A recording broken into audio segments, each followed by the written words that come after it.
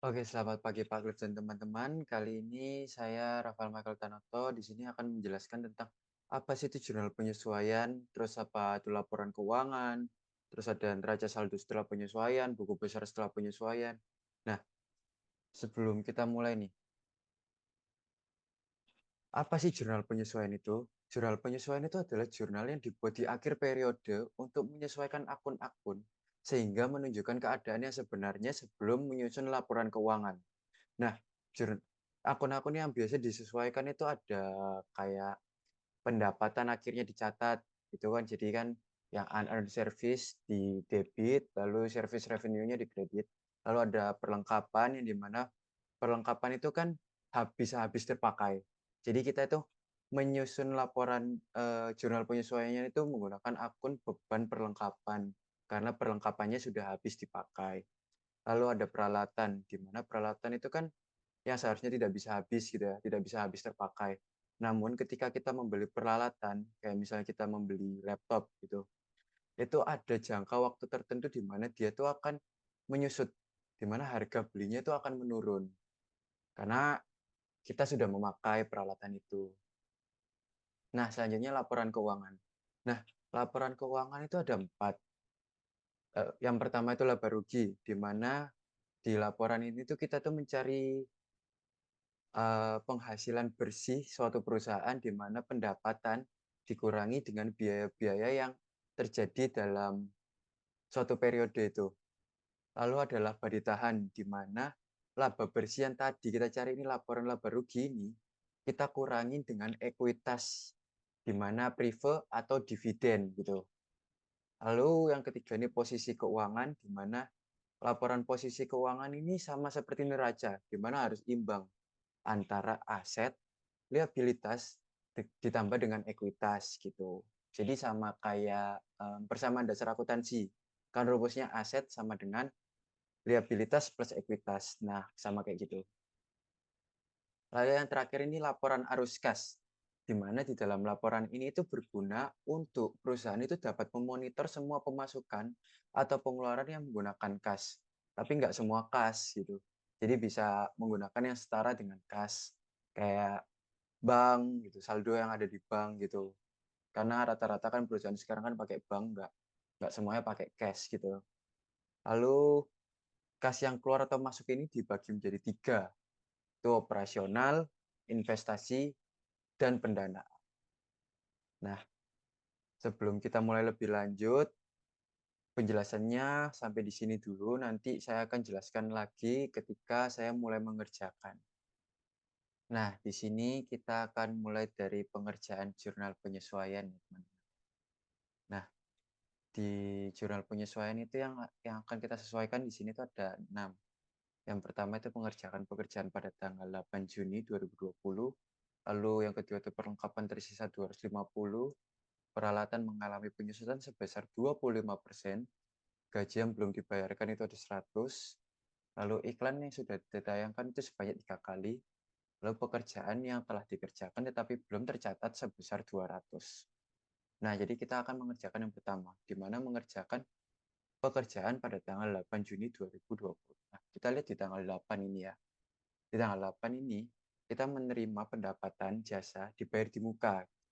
Jadi kita itu masih belum ngerjain pekerjaan kita, tapi kita udah dapat bayarannya ini melalui bank BCA ini. Nah, berarti pencatatan jurnalnya itu unearned service revenue di debit. Kenapa? Karena kan tadi kan kita kan udah kerja, tapi kita belum kerja tapi udah dibayar. Jadi kan pendapatan diterima di muka. Pendapatan diterima di muka kalau misal bertambah itu ada di kredit. Namun kalau misal berkurang ada di debit. Lalu di kreditnya itu service revenue. Karena kita kan di sini kan udah kerja, udah dikerjakan, jadi pendapatan jasa kita itu mulai bertambah. Lalu nominalnya 50 dolar. Karena di sini kan cuma 50. Di tanggal 8 ini cuma sebesar 50. Jadi kita cuma menerima sebesar ya seperti 50. Selanjutnya, perlengkapan tersisa 250. Kalau misalnya perlengkapan yang tersisa 250, berarti kita ini di sini nih sebagai pemilik perusahaan itu harus mencari yang terpakai gitu. Jadi yang terpakai di sini itu 200. Tahu dari mana? Kalau misalnya kita lihat di sini. Nah, caranya tuh gampang ya teman-teman ya. Kita tuh nggak perlu nyari lagi kayak gini satu-satu gitu cari. Ada supplies di mana supplies. Nah, di sini supplies. Ada 450. Nah, nggak perlu repot-repot teman-teman. Teman-teman tinggal blok ini sampai akun, lalu tinggal di filter. Nah, di filter. Teman-teman sesuaikan sama yang di sini. Kalau misalnya teman-teman mau cari supplies, cari supplies. Nah, di sini. Ini kan tadi kan sudah penyesuaian kita. Teman-teman lihat di sini kan tanggal 10 Juni kita itu membeli perlengkapan sebesar 450. Itu. Kalau membalikin ya sama kayak tadi. Nah, tinggal pencet akun, lalu select all, udah kembali normal. Filter ini sangat berguna ya teman-teman, apalagi ketika nanti kita akan mengerjakan laporan keuangan, khususnya di bagian cash flow. Nah, karena yang kedua udah, kita lanjutin yang ketiga, di mana peralatan mengalami penyusutan sebesar 25%. Nah, peralatan, berarti kan kita kan nggak mungkin dong mencatat peralatan itu berkurang, kecuali kita menjual peralatan itu kan bisa. Cuma di sini kan kita kan nggak menjual, tapi mengalami penyusutan. Jadi kita tuh mencatat sebagai depreciation expense atau beban depresiasi. Lalu ada di kreditnya tuh accumulated depreciation expense, depreciation equipment. Tahu dari mana sih nominalnya kok bisa 400 gitu ya? Nah, ya sama kita pakai cara yang tadi. Jadi cari equipment nih. Nih, equipment. Nah, kita lihat nih di sini. Di tanggal 1, kita kan sebagai pemilik menyetorkan modal awal sebesar 350 ini berupa peralatan gitu ya. Terus di tanggal 2, di tanggal 2 kita itu membeli peralatan sebesar 1.250 secara kredit. Jadi totalnya kan berarti 350 ditambah 1.250 dibagi dengan 25% karena mengalami penyusutan sebesar 25%. Yang dimana hasilnya nanti 400. Nih ya teman-teman. Oke, kita next ke yang keempat. Gaji yang belum dibayarkan 100. Berarti kita ini masih punya utang gitu, ibaratnya punya utang kepada pegawai kita untuk membayar gaji. Berarti yang di debit itu ada beban gaji, salaries and wages expense, lalu yang di kredit itu salaries and wages payable atau hutang gaji gitu ya teman-teman. Selanjutnya, iklan yang sudah ditayangkan itu sebanyak 3 kali. Nah, kalau misalnya kita lihat di transaksi sebelumnya, kita itu kan membeli iklan sebanyak 10 kali penayangan itu sebesar 2.100. Tadi kan iklan dibayar di muka, ya. Prepaid advertising. Berarti kenapa kok bisa dapatnya 630? Nah, kalau misal dilihat sini ya. Nah, kita pakai rumus Excel aja. Kan ini kan 2.100. Kalau misalnya kita membayar 2.100 itu untuk 10 kali penayangan, berarti kan dibagi 10 nih. 2.100 dibagi 10. Hasilnya kan 210. Nah, 210 ini kita kali 3. Kenapa sih kok dikali 3? Karena kita itu kan menghitung pemakaian yang sudah terpakai gitu loh. Jadi dari iklan itu sudah terpakai berapa, itu yang kita masukin. Jadi hasilnya tuh 630 itu kita masukin di beban iklan sama di iklan dibayar di muka. Kenapa iklan dibayar di mukanya di kredit? Karena sebelumnya itu kan aset. Aset kalau misalnya berkurang itu kan ada di kredit, gitu teman-teman. Oke, kita lanjut yang ke terakhir ya. Pekerjaan yang telah dikerjakan tetapi belum tercatat itu sebesar 200.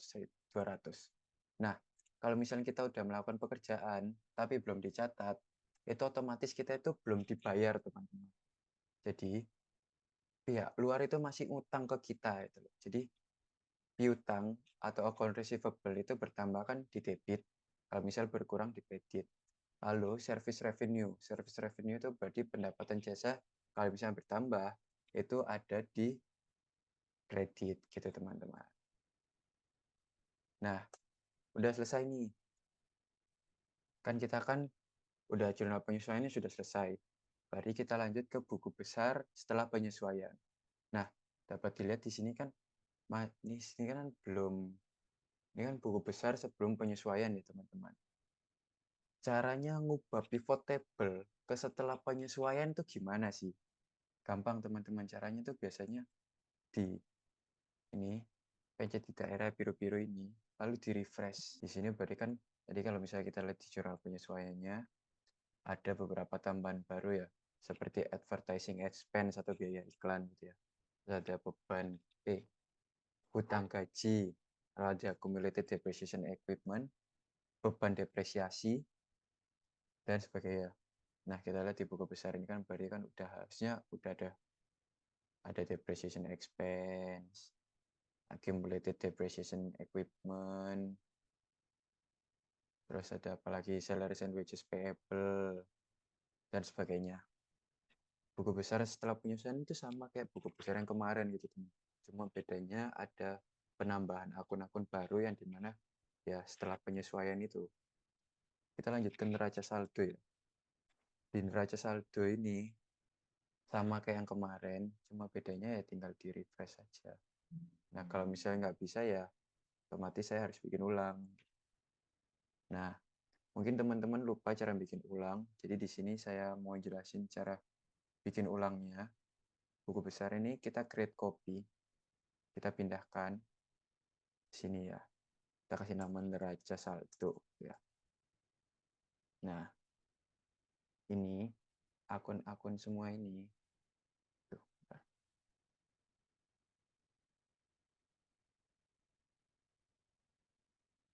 nah, semua ini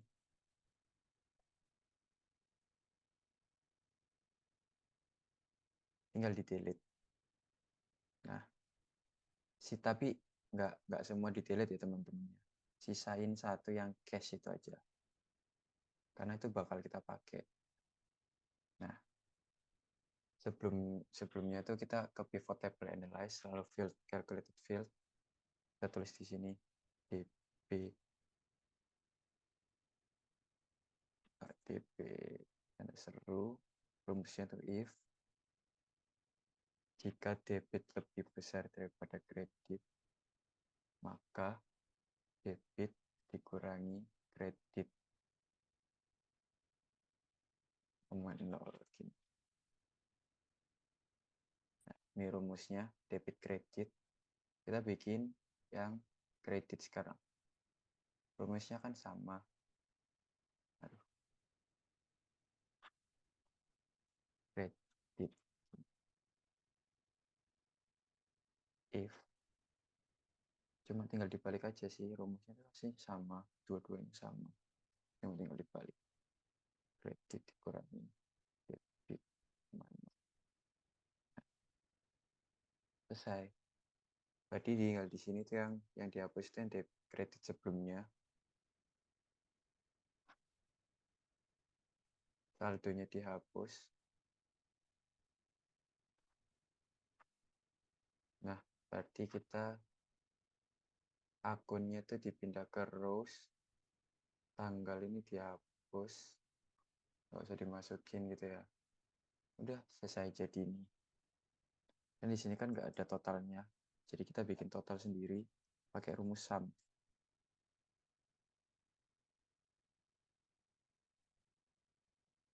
Jadi ini namanya neraca saldo. Nah, kalau neraca saldo sebelum penyesuaian tuh yang ini kan jumlahnya beda. Ini sebelum penyesuaian. Kalau yang sudah penyesuaian, yang ini. Jadi 17.525.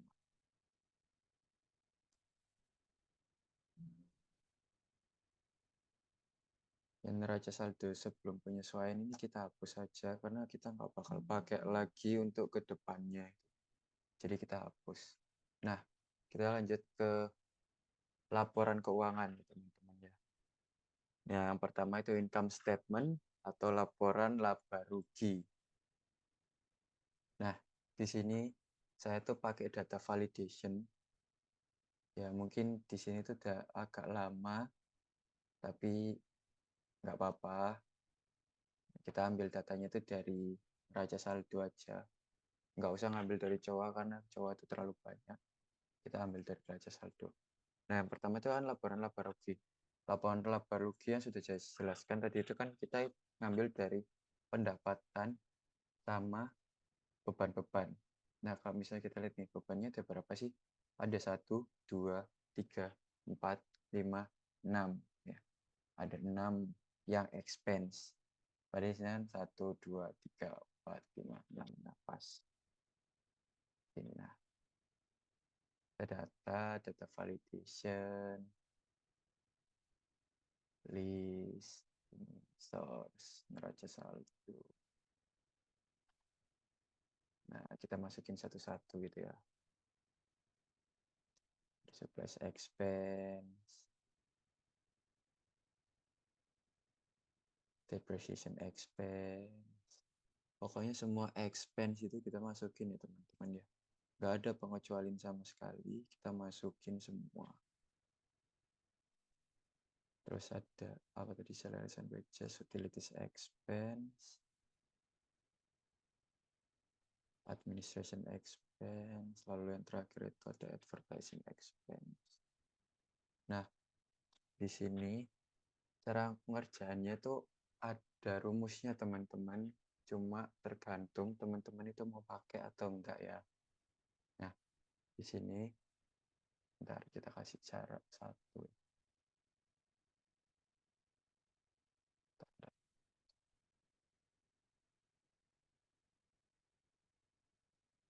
Insert shift cell. Nah, kita cara satu untuk kasih total revenue expense biar nggak terlalu bingung gitu teman-teman. Insert shift cell dot. Nah, total expense. Nah, di sini tuh ada rumusnya. Tergantung sih teman-teman mau pakai apa enggak. Cuma rumusnya tuh ya sum if gini. Sum if. Nah, apa sih sum if itu? Sum if itu kan penjumlahan angka di mana kalau misalnya nggak ada kriterianya itu namanya sum. Cuma tinggal drag aja dari atas sampai bawah itu kan sum. Cuma di sum if ini ada kriterianya. Nah, kriterianya itu apa sih? Kayak gini nih. Sum if range-nya itu kita ambil lagi. Kita balikin dulu. Aduh, bentar. Kita balikin dulu ya jurnal umumnya. Select all. Nah, laporan keuangan. Sum if range-nya kita cash, drag sampai bawah nih. Nah, jangan lupa di string, karena nanti kalau misalnya nggak di string, kalau misalnya kita mau ganti-ganti gitu, itu bakal ganti semua jadi ngulang dari awal, repot banget. Dia mending di string dari awal gitu ya.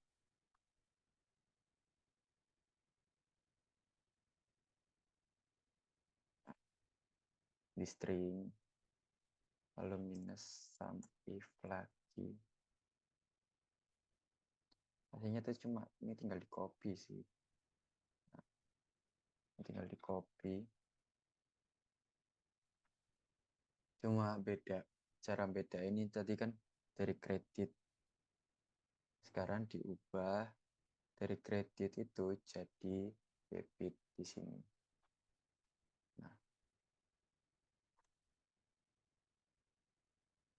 Nah, selesai 3.700. Ini pendapatan yang kita lakukan selama satu periode, tapi belum bersih.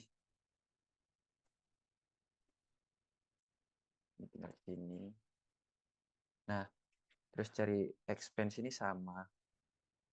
Cuma tinggal di copy aja. Terus di drag. Nah, Cuma di sini kan minus. Kita kan nggak mau kalau misalnya kita jumlah nanti itu hasilnya minus, jadi tinggal dibalik lagi. Di sini G, G itu kan debit tadi ya. Terus di sini H. Nah, udah jadi. Nah, terus nanti di sini kan di sum.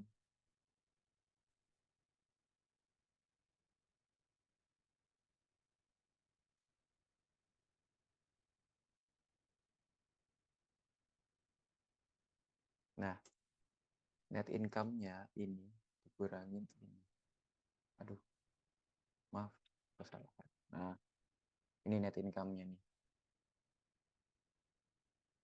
Kita tandain dulu pakai warna merah. Aduh, nge-freeze bentar. Nah, warna merah. Udah selesai. Ini laporan laba rugi atau income statement.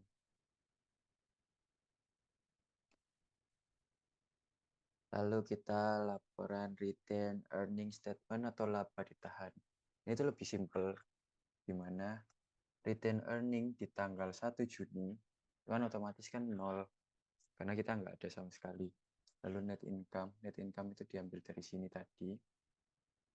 Tinggal ini tuh aslinya ini 2, ini tuh ditambah. Cuma hasilnya kan nggak ada. Jadi otomatis ya udah gitu loh. Kalau misalnya nggak ada ya udah, nggak usah dipaksakan. Kalau kita kan ada prefer di sini kan 505 gitu ya.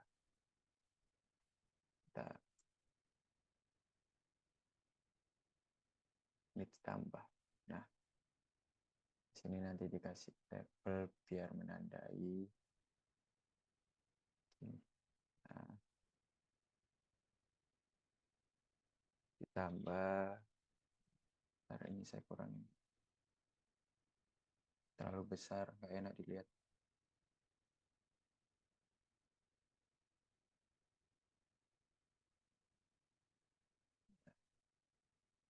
Berarti retain earning kita ini dikurangi sama prefer. Hasilnya 900. Itu teman-teman. Nah, sebelumnya kan saya sudah jelaskan di mana pendapatan bersih kita itu bakal dikurangi sama ekuitas. Aduh, sama ekuitas gitu. Nah, ekuitas yang ada di sini di laporan saya itu berupa prive, bisa dividen. Dia ada 2, prive atau dividen. Cuma kebetulan di laporan saya ini tuh prive gitu ya.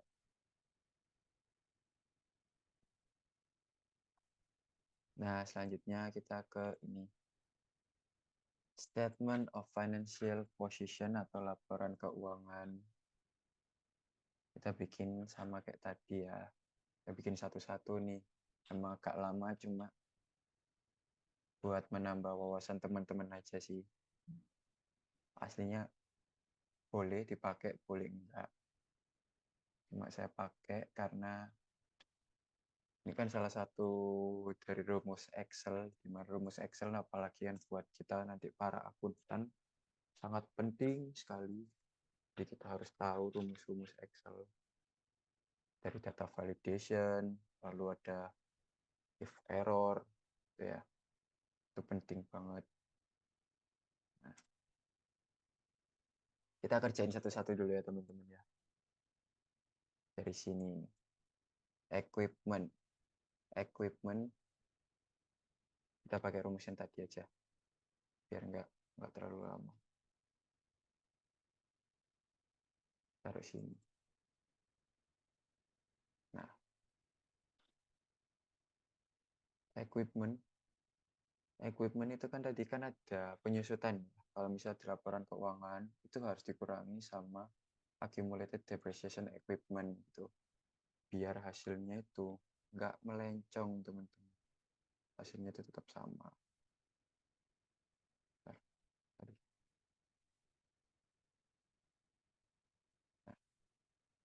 vertikal. Nah, gini, minus kan. tinggal di sum.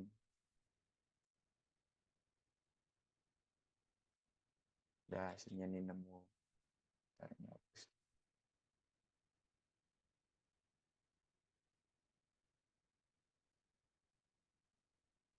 Nah, udah. Terus misalnya kita lihat di neraca saldo ya, ada apa aja sih yang aset itu ya? Ada satu, aduh, ini ada K1, 2, 3, 4, 5, 6, 7, 8. Oh ini udah masuk anet ya, ini kan 7, 7. Udah cuma 7 nih, udah kita masukin. Aduh, 2, 3, 4, 5, 6, 7. Sini. Data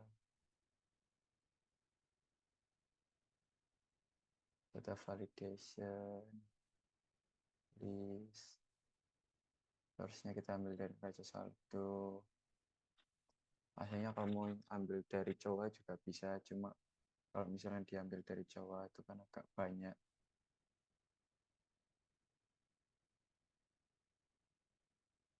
Kita masukin satu-satu.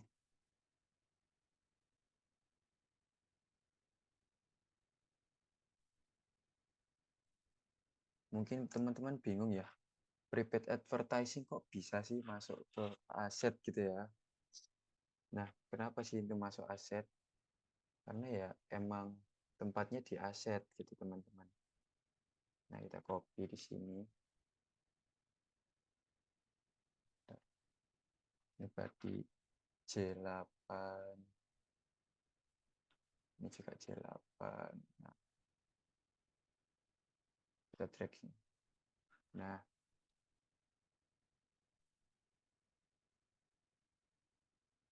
ntar kita cek lagi. Jangan lupa selalu dicek ya teman-teman. Soalnya pasti ada yang kelewatan. Takutnya ada yang kelewatan. 1, 2, 3, 4, 5, 6, 7. Udah pas 7. Berarti kita ini hapus saja.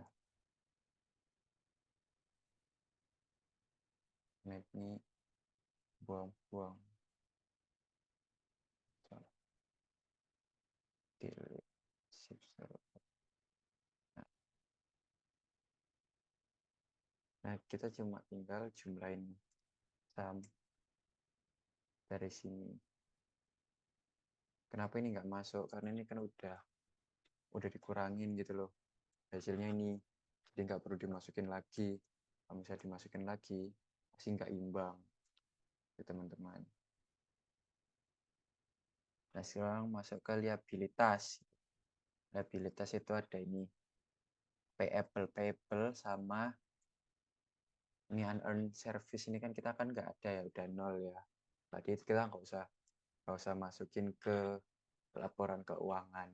Boleh sih dimasukin, terserah teman-teman. Aslinya tuh gitu. Cuma di sini kita masukin aja buat data kalau misalnya emang ada unearned service revenue di laporan kita, cuma udah dibayar gitu, udah habis. Tadi kan masukin dari ini akun payable,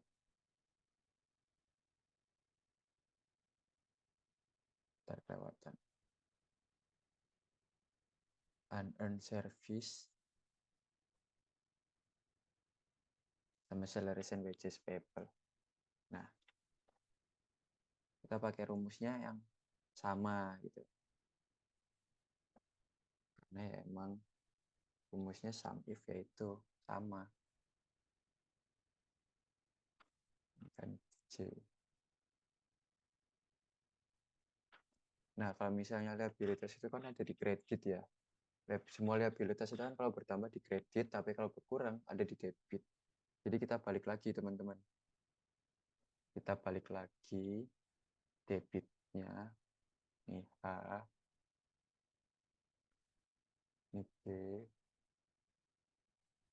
Nah, jadi hasilnya kan nggak ada minus nih. Soalnya kita balik. Nah, unearned service revenue kan benar nol. Itu teman-teman. Ntar kita tambahin. Oh, nggak usah deh, nggak usah ditambahin.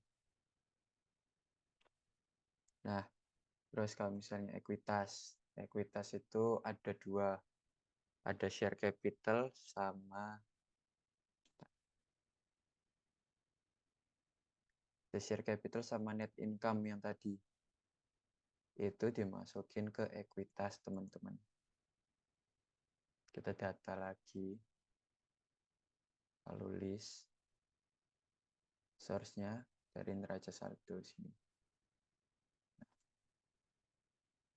Kita cari share capital. Nah, share capital sama net income. Kita totalnya taruh sini aja. Ini total liabilitasnya. Terus, nah, net income dapat dari mana? Tadi kan ada dua nih. Yang ini atau yang ini.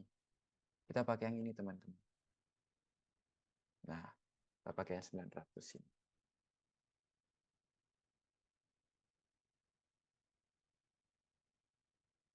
Di totalnya ekuitas tambah liabilitas, hasilnya sama kayak aset, teman-teman. Nah, di sini berarti udah benar.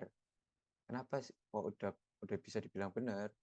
Karena ya di sini dapat kita lihat itu balance, teman-teman. Karena di laporan posisi keuangan ini tuh pasti balance. Nggak mungkin lebih satu, nggak mungkin lebih dua, apalagi lebih berapa gitu. Pasti balance, teman-teman. Nah, ini selanjutnya kita lihat yang cash flow. Nah, ini mungkin agak ribet ya, teman-teman ya.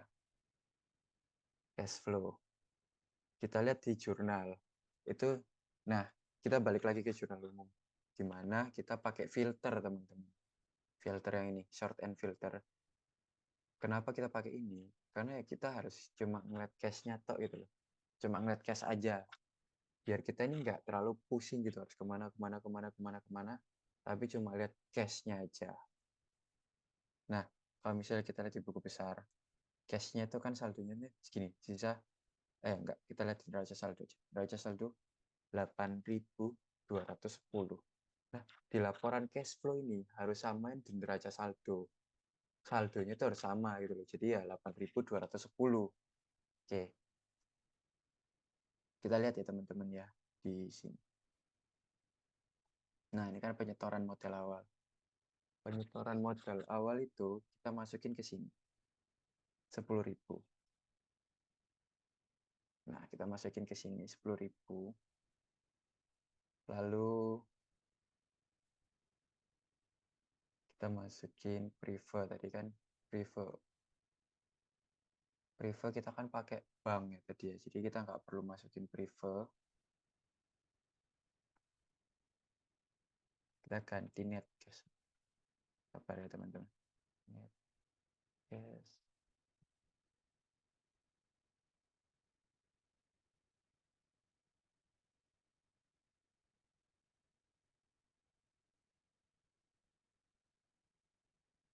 Nah,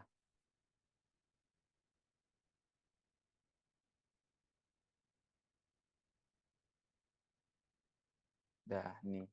Terus kalau misalnya kita lihat dari cash flow from investing buat beli peralatan gitu ya,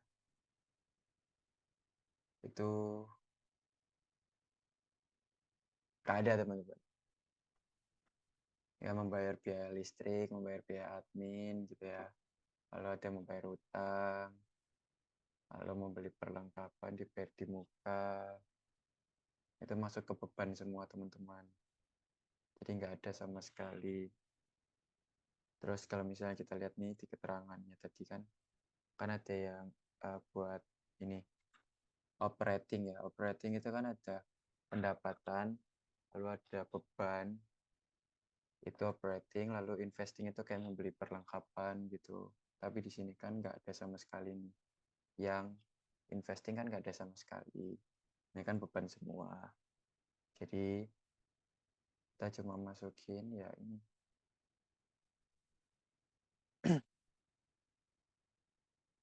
Bentar, teman-teman.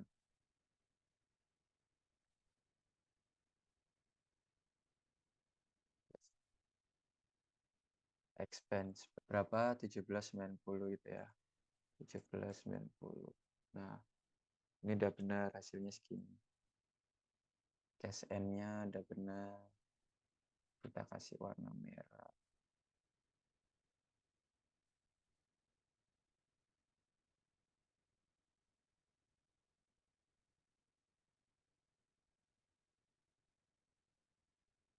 Kita blok. Oke, ini cukup sekian penjelasan saya tentang jurnal penyesuaian, lalu buku besar setelah penyesuaian, neraca saldo setelah penyesuaian, laporan keuangan, lalu rumus Excel, khususnya sum if di laporan keuangan. Sekian dari saya. Terima kasih. Sampai bertemu di lain waktu ya teman-teman.